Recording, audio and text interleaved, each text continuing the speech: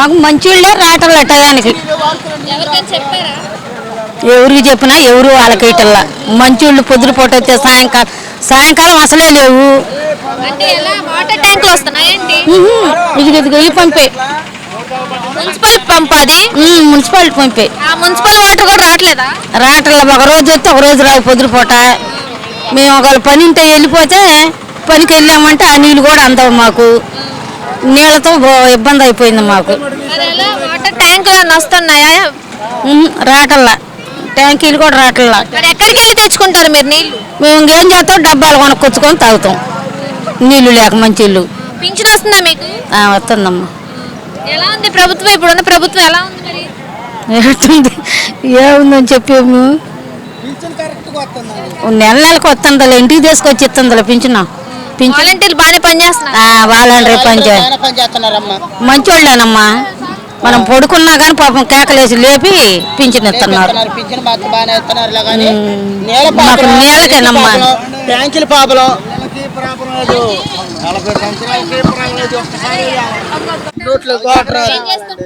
మేము మట్టి పనులు చేస్తామమ్మా.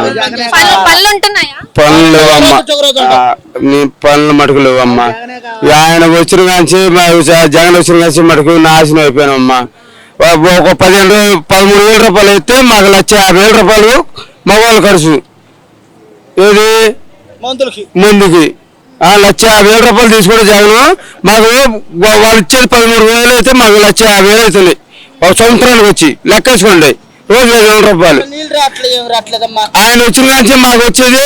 మా మీద మాకు 13,000 రూపాయలు పిల్లలకి ఇస్తే మాకు వచ్చే మా మీద తీసుకుని 1,50,000 తీసుకుంటాం జగన్. అది చంద్రబాబు నాయుడు, పవన్ కళ్యాణ్, బీజేపీ కలిసి వస్తున్నారు. ఓటు మా మీద మనకు 1,50,000 జగన్ తీసుకుంటుండు.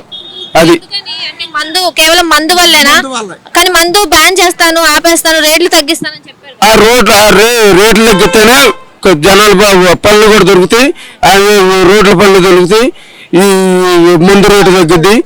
1,50,000 రూపాయలు మనం తీసుకుని 13,000 వేస్తానమ్మా.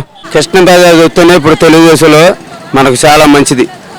ఎందుకంటే తిరుపతి రావు వచ్చినా ఎవరు వచ్చినా మనకు ఈ కాలనీలో మటుకు ఇంకా చెడిపోతారు కృష్ణరాజేశ్వరరావు. అది నా కోరిక. వ్యాపారం ఏముంది, డౌన్ అయిపోయింది.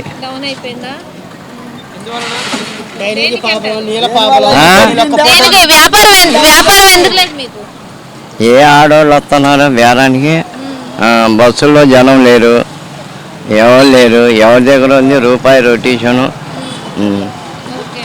మరి ఇప్పుడు ఇక్కడ నీళ్ళు లేవంటున్నారు, చాలా సమస్యలు ఉన్నాయంటున్నారు. మీరు ఎవరికైనా చెప్పారా? మేము ఎవరికి చెప్పలేదు. అక్కడ వీళ్ళతో పాటు మేము వెళ్తామే, మేము సాయిబులు వాళ్ళంతతో పాటు వెళ్తామే, అంతే. ఇంకేముంది? ఉన్న ప్రభుత్వం బాగుందని మారితే బాగుంటుంది అంటారు. ఏమో అది మనం ఏం చెప్పగలం. మళ్ళీ ఇది మీకు పింఛన్ వస్తుందా? వస్తుంది. వాలంటీర్లు వచ్చి ఇస్తున్నారా? వాళ్ళ పని బాగానే చేస్తున్నారు ఇక్కడ. ఇంకేం సమస్యలు ఉన్నాయా? ఇంకేముంది, ఏది మన ఆపరేషన్ చేయించుకున్నా అది చల్లలేదన్నారు. ఆరోగ్యశ్రీ లేదా? ఉంది, అది చల్లదన్నారు. ఏమో వాళ్ళు డాక్టర్లు చెప్పలేదా మీకు? మీరు అడగలేదా దేనికి ఏంటని? ఏంటంటే వాళ్ళకి ఏం మాట్లాడతా, కుయ్ కుయ్ అని వెళ్ళిపోతుంటే కుయ్ కుయ్ కుయ్ కుయ్ అని కుయ్ కుయ్ అని చల్లదు ఎలామో అంటుంటే ఇంకేం చేస్తా.